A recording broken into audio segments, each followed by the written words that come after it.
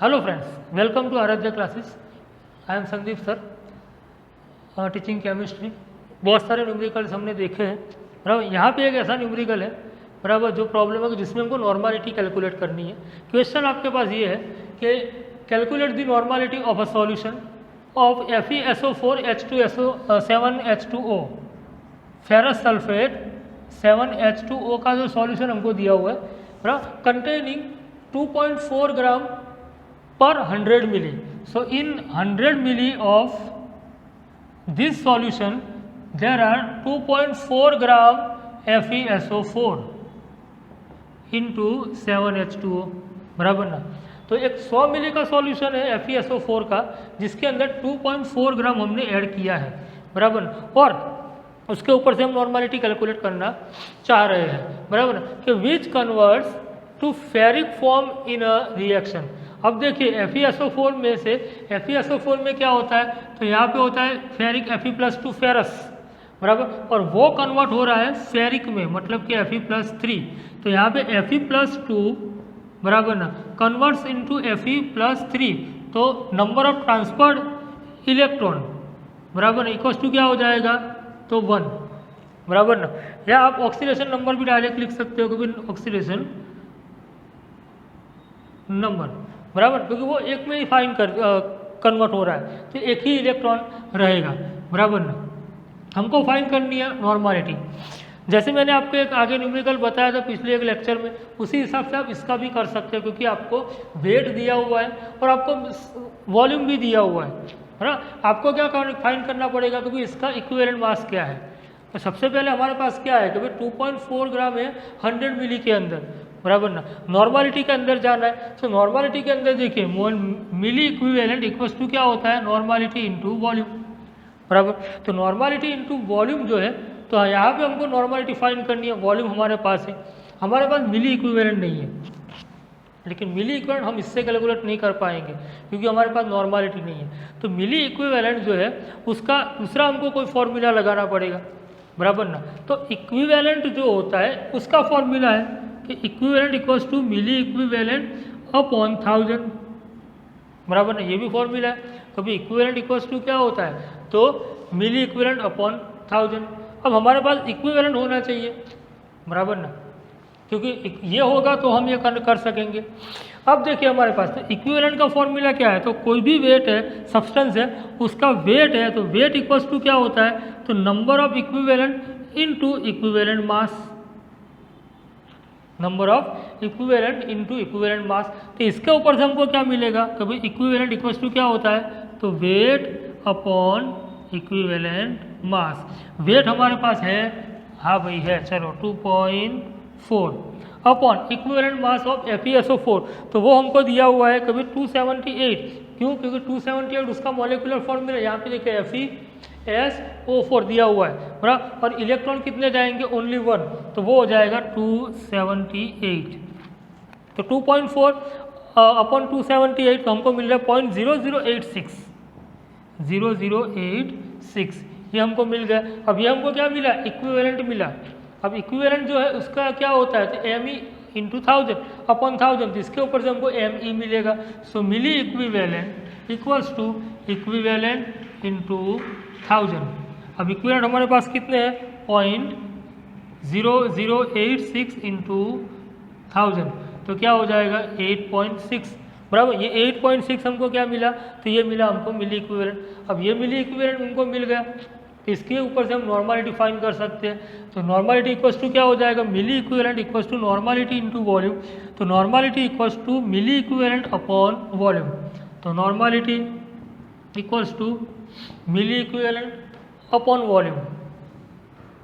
मिली equivalent हमारे पास कितने हैं, 8.6, बराबर ना, और अपॉन वॉल्यूम कितना है हमारे पास, 100, बराबर। तो 0.086 नॉर्मल, इतना आपका आंसर आएगा, बराबर। तो ये आपको नॉर्मालिटी का है। दूसरी बात कि अगर आप नॉर्मालिटी जो है उसका फॉर्मूला यूज़ करते हैं, तो नॉर्मालिटी इक्वल्स टू मिली में है, बराबर, मिलीलीटर में है, तो हम इसके करते 1000 into weight of substance upon equivalent weight of substance into volume, बराबर। तो यहाँ पे 1000 लीजिए, वेट ऑफ सब्सटेंस हमारे पास कितना है 2.4 और इक्विवेलेंट वेट कितना है तो 278 और वॉल्यूम कितना है हमारे पास 100 मिली। तो ये पुराने जो फॉर्मूले थे उसके ऊपर से भी आप इसको कैलकुलेट कर सकते हो, आंसर यही आएगा 0.086 बराबर। तो ये न्यूमेरिकल भी एकदम ईजी है, आप करते रहिए हो जाएगा, कोई इतना वो नहीं है। लेकिन मेन चीज़ क्या है कि ये सब जो फॉर्मूला है बराबर कि milli equivalent equals to N into B, equivalent equals to M E into 100, weight equals to equivalent into equivalent mass, तो ये जो फॉर्मूला है ये याद रखिए, इसलिए मैं आपको ये बार बार करवा रहा हूँ। फॉर्मूला आप एक नोटबुक में, मैंने आपको बहुत पहले लेक्चर में बताया था कि जब भी आप लेक्चर देखिए एक नोट और एक पेन साथ में रखिए, ऐसे जो भी फॉर्मूला आ रहा है, जो भी न्यूमेरिकल सारे कैलकुलेशन करते रहिए, फॉर्मूला का अलग से एक पेज बना लीजिए, बहुत काम में आएंगे बराबर ना। सो ये न्यूमेरिकल से आप ये कर सकते हो। ओके देखिए अब एक ऐसा क्वेश्चन है जिसके अंदर आपको क्या करना है कि how many millilitres of a 0.05 molar KMnO4 solution are required to oxidise 2 gram of FeSO4 in a dilute acid solution बराबर ना। देखिए आपको KMnO4 जो है वो दिया हुआ है 0.05 मोलर। तो सबसे पहले नॉर्मालिटी फाइंड करिए,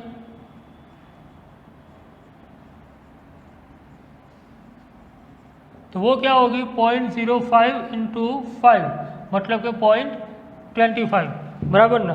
तो वो आपको कैसे मिलेगी कि KMnO4 जो होता है, याद रखिए हमेशा के लिए ये चीज़ याद रखिए कि KMnO4 के अंदर Mn होता है +7 बराबर ना, oxidation number of Mn is +7, जो जब भी कन्वर्ट होता है तो वो होता है +2 में बराबर ना। तो 7 में से +2 बना, so the difference of electron या तो नंबर ऑफ इलेक्ट्रॉन ट्रांसफर्ड वो कितने हो जाते हैं 5 बराबर। तो हमेशा वो 5 से ही मल्टीप्लाई होगा या डिवाइड होगा बराबर ना।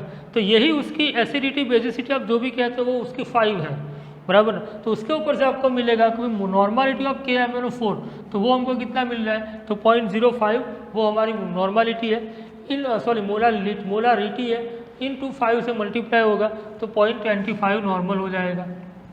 हमको क्या करना है अब 2 ग्राम FeSO4 जो है उसको, तो मिली इक्विवेलेंट हम दोनों के फाइंड करेंगे, क्यों क्योंकि हमको मिलीलीटर ऑफ KMnO4 चाहिए।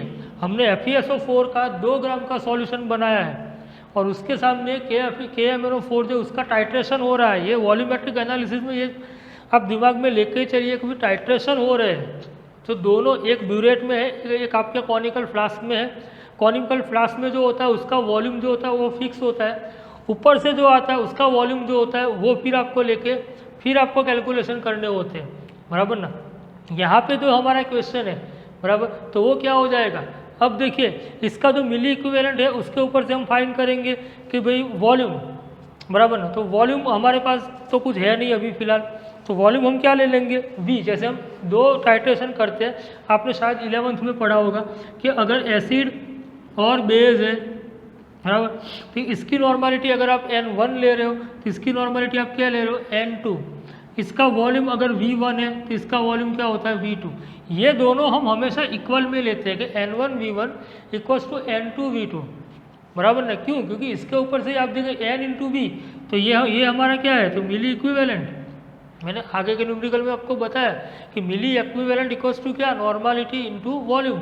तो इसके मिली एसिड के मिली इक्विवेलेंट इक्वल्स टू हमेशा बेस के मिली इक्विवेलेंट रहेंगे, फिर इसके ऊपर से हम आगे की कैलकुलेशन करते हैं बराबर ना। सो अगर यहाँ पे मुझे ये नॉर्मालिटी का KMnO4 है, उसका अगर मुझे इक्विवेलेंट मिली इक्विवेलेंट निकालना है तो वो मैं कैसे निकालूंगा, तो उसके लिए हमारे पास वॉल्यूम होना जरूरी है जो हमको नहीं दिया है बराबर ना।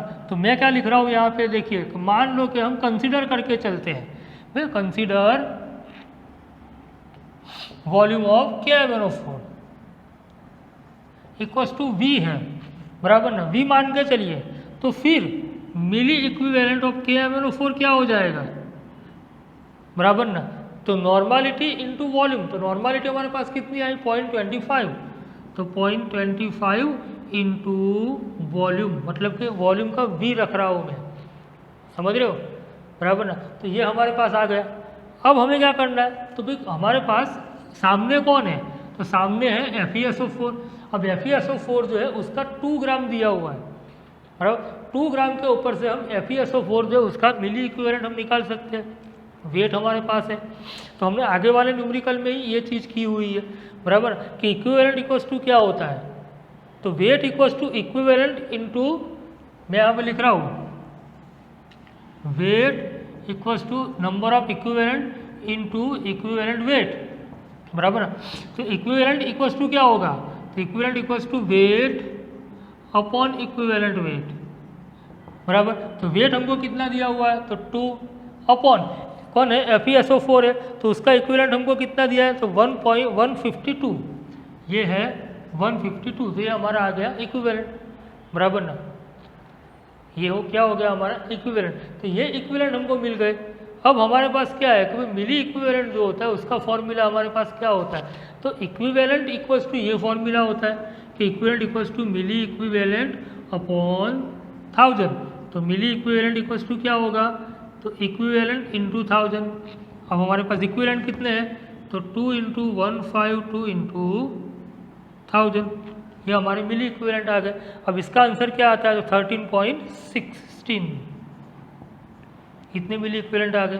अब मेन चीज़ अब शुरू होगी, हमें क्या फाइंड करना है, तो how many millilitres of 0.05 normal, तो 0.05 जितने मिली इक्विवेलेंट इसके होंगे कि भाई ME milli equivalent of KMnO4, उतने ही मिली इक्विवेलेंट किसके होंगे, FeSO4 के, मिली इक्विवेलेंट ऑफ FeSO4, बराबर। अब KMnO4 के मिली इक्विवेलेंट कितने हैं, तो 0.25 × V equals to milli equivalent of FeSO4 कितने हैं, तो वो है 13.16, तो वॉल्यूम क्या हो जाएगा, तो 13.16 अपॉन 0.25, और ये आंसर हमको मिलता है 52.64,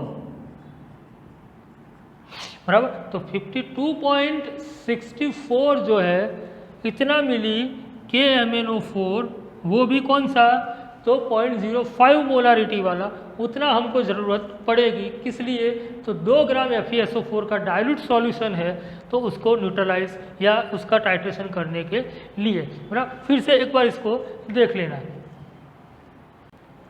सो देखिए यहाँ पे एक टाइट्रेशन का आपको यहाँ पे जो दिख रहा है ये एक क्वेश्चन है, और क्वेश्चन क्या है, सबसे पहले आप एक काम करिए, ये क्वेश्चन को नोट डाउन करिए, वीडियो को पॉज करिए और नोट डाउन कर दीजिए। क्यों, क्योंकि इसको सॉल्व करने के लिए हो सकता है कि मुझे कुछ पोर्शन यहाँ से इरेज करना पड़े, बराबर ना, बोर्ड के हिसाब से। तो पहले आप ये वीडियो को पॉज करके ये क्वेश्चन को थोड़ा लिख लीजिएगा। क्या है कि भाई हाइड्रोक्सिल एमाइन, हाइड्रोक्सिल एमाइन मतलब NH2OH, बराबर, इसको बोलते हैं hydroxyl amine, reduces iron 3, iron 3 जो होता है उसका रिडक्शन कर। अब देखिए आयरन 3 क्या होता है, Fe+3, इसका रिडक्शन कहाँ पे होगा, Fe+2 के अंदर है, ऑक्सीडेशन नंबर डिक्रीज होगा, तो उसको रिड्यूस करता है। कैसे, तो अकॉर्डिंग टू देखिए 2NH2OH 4Fe+3 में से NO2 गैस बन के निकल जाएगा, बराबर, और हमें मिलेगा 4Fe+2। हमारे पास देखिए ये पूरी रिएक्शन हमको दी हुई है। रिएक्शन में फिर से बोलता हूँ, 2NH2OH 4Fe+3 giving NO2 gas H2O 4Fe+2 and 4H+। हमें ध्यान किसके ऊपर देना है, सिर्फ Fe के ऊपर, बिकॉज यहाँ पे ऐसा लिखा हुआ है कि Fe जो है उसका रिडक्शन हो रहा है ना, तो वो +3 में से +2 में कन्वर्ट हो रहा है, तो number of transfer of electron is only 1। तो ये रिएक्शन में हम किसके ऊपर ध्यान देंगे, सिर्फ इसके और सिर्फ इसके ऊपर। हाँ, उसका रिडक्शन करवा कौन रहा है ये, लेकिन जो हो रहा है उसके ऊपर ध्यान दीजिए। तो Fe+3 में से Fe+2 में जा रहा है। नेक्स्ट आगे देखते हैं कि आयरन 2 जो यहाँ पे प्रोड्यूस हुआ, आयरन 2 दस produced is estimated by titration with a standard solution of permanganate. Permanganate मतलब KMnO4 का जो आपका सॉल्यूशन है, बराबर ना, MnO4 जो वाला होता है। तो अब ये जो आपका Fe+2 यहाँ पे जो बना, ये कि आयरन +2 उसका टाइट्रेशन किया गया परमैंगनेट से, उसकी रिएक्शन दी हुई है कि MnO4- में से Fe+2 में से फिर क्या किया गया, वापस से Fe+3 बनाया गया। लेकिन यहाँ पे हम किसके ऊपर ध्यान देंगे, इसके ऊपर, यहाँ पे Mn क्या होता है +7 और यहाँ पे क्या है +2, तो number of transfer of electron is 5, बराबर। रिएक्शन क्या है MnO4 minus plus 5Fe+2 plus 8H plus giving Mn+2 plus 5Fe+3 और 4H2O, बराबर। तो यहाँ पे हमारे पास Mn1 है, Mn1 है तो 5 इलेक्ट्रॉन, यहाँ पे 4Fe थे, 4Fe थे तो 1 इलेक्ट्रॉन, बराबर ना।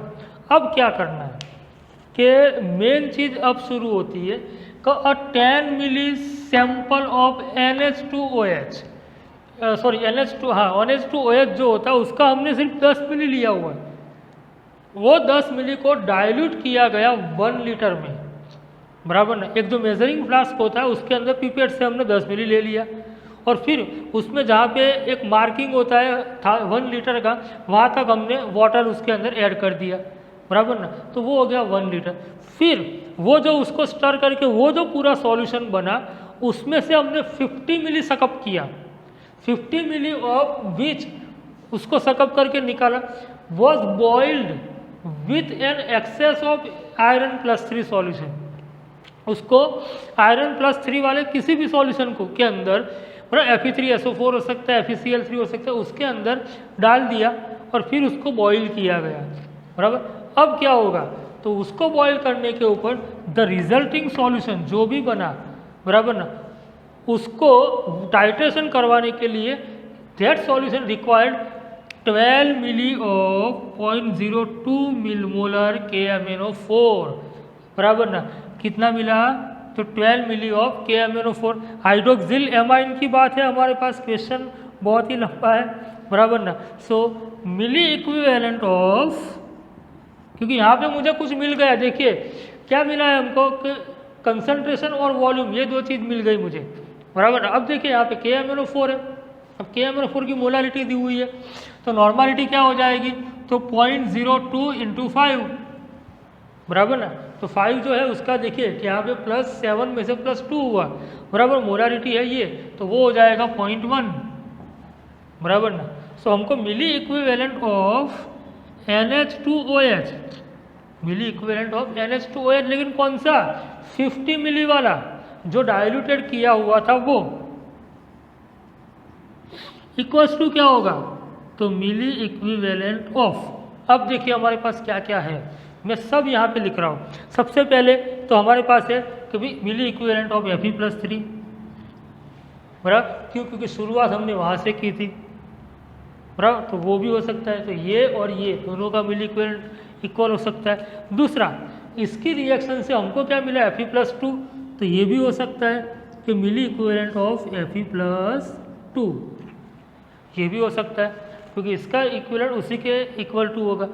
तीसरा हमारे पास है कि भाई Fe+2 तो प्रोड्यूस हो गया, अब क्या है हमारे पास, तो हमने रिएक्शन में लिया MnO4, बराबर ना, तो equals to milli equivalent of KMnO4, या तो फिर हम क्या लेंगे कोई मैंगनीट, बराबर। और हमको डेटा सिर्फ इसमें दिया हुआ है कितना 0.02 × 12, तो ये सबका इक्वल्स टू क्या होगा, बराबर ना। तो इसकी नॉर्मालिटी इंटू वॉल्यूम, नॉर्मालिटी हमारे पास कितनी है 0.1 इंटू वॉल्यूम हमारे पास कितना है 12, तो ये हो जाएगा 12, तो कितना हो जाएगा 1.2। तो मिली इक्विवेलेंट ऑफ NH2OH 1.2 इन 50 मिली, याद रखिए 50 मिली में हमने 10 मिली लिया है, उसका 1 लीटर में कन्वर्जन किया है, उसमें से 50 मिली लिया है, बराबर ना। तो 50 मिली में अगर हमको इतना मिल रहा है तो 1 लीटर मतलब कि 1000 मिली में कितना मिलेगा वो हम देखते हैं।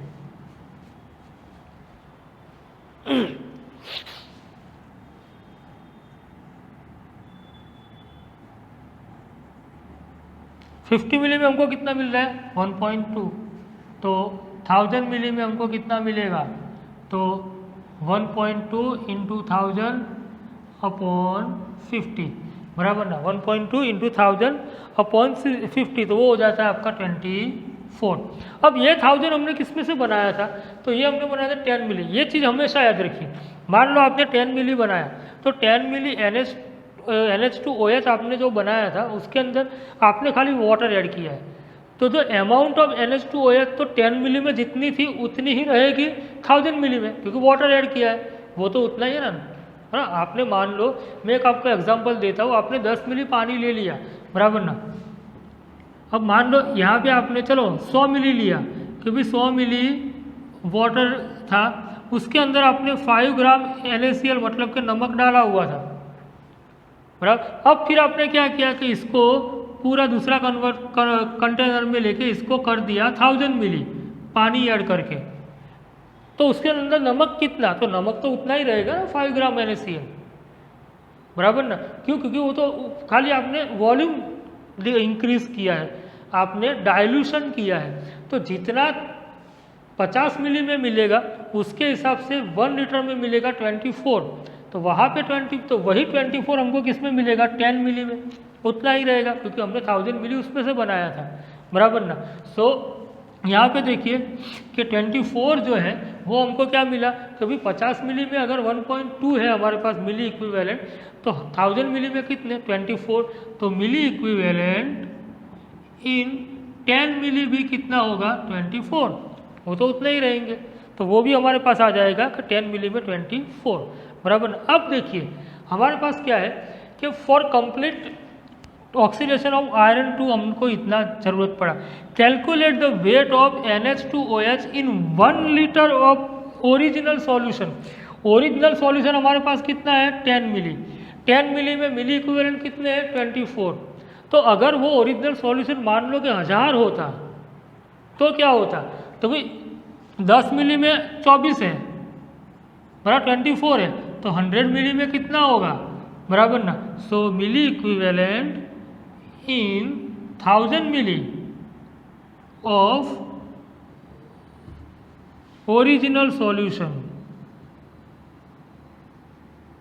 इक्वल्स टू क्या हो जाएगा 24, बराबर ना। 10 में, क्योंकि 10 से डिवाइड होगा ना, कि 1000 इंटू 24 अपॉन 10, तो आपको मिल जाएगा 2400, बराबर। ये आपको ME मिलेगा, बराबर ना, इन 1000 मिली ओरिजिनल सॉल्यूशन, बराबर ना। अब हम आगे बढ़ते हैं, भी 24 तो हमको मिल गए, हमको फाइंड क्या करना है कि भाई कैलकुलेट वेट ऑफ NH2OH, लेकिन उसके लिए मुझे ये रब करना पड़ेगा, बराबर ना। शायद आपने ये क्वेश्चन नोट कर लिया होगा,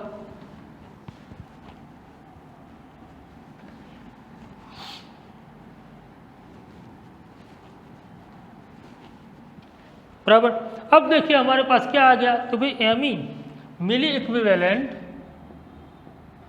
इन 1000 milli of original solution equals to 2400, बराबर ना। अब हमको वेट फाइंड करना है, तो वेट के लिए क्या है, तो इक्विवेलेंट इंटू इक्विवेलेंट मास, बराबर ना। तो इक्विवेलेंट क्या होता है, तो भाई इक्विवेलेंट इक्वल्स टू क्या होता है, तो ME अपॉन 1000, ये फॉर्मूला भी हम आगे पढ़ के आए, तो मिली इक्विवेलेंट अपॉन 1000 ये हमको देगा इक्विवेलेंट मास, तो मिली इक्विवेलेंट कितने हैं 24 अपॉन 1000, तो कितना हो जाए 1 2 3, तो 2.4, ये क्या हो गया हमारा नंबर ऑफ इक्विवेलेंट्स, ये क्या हो जाएगा नंबर ऑफ इक्विवेलेंट्स 2.4। अब हमको क्या फाइंड करना है कि calculate wait of NH2OH in 1 litre, 1 litre हो गया, वो तो मैंने उधर ही कर दिया, बराबर। अब डायरेक्ट हमको वेट ही फाइंड करना है, तो वेट क्या होगा, तो weight of NH2OH equals to number of equivalent into equivalent weight. Number of equivalent कितने हैं 2.4, अब इक्विवेलेंट वेट NH2OH, तो NH2OH के लिए हमको यहाँ पे जो क्वेश्चन है उसके अंदर कभी NH2OH उसका अगर क्वेश्चन में नहीं भी दिया है तो मैं आपको बता रहा हूँ कि यहाँ पे जो है 16.5 उसका होता है इक्विवेलेंट मास, है, उसका मॉलिक्यूलर मास होता है 33, और 2 से वो मल्टीप्लाई होगा, बराबर। NH2OH है तो वो 2 से मल्टीप्लाई होगा, तो हमको मिल रहा है कभी 16.5, बराबर ना। तो 2.4 इंटू 16.5 ये हमको मिल रहा है 39.6 ग्राम,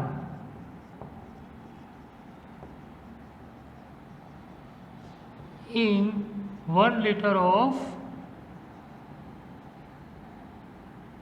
ओरिजिनल सॉल्यूशन, बराबर ना। तो आपको कैलकुलेट करना था कि calculate weight of NH2H in 1 litre of original solution, तो वो हमको मिलेगा 39.6 ग्राम, बराबर ना।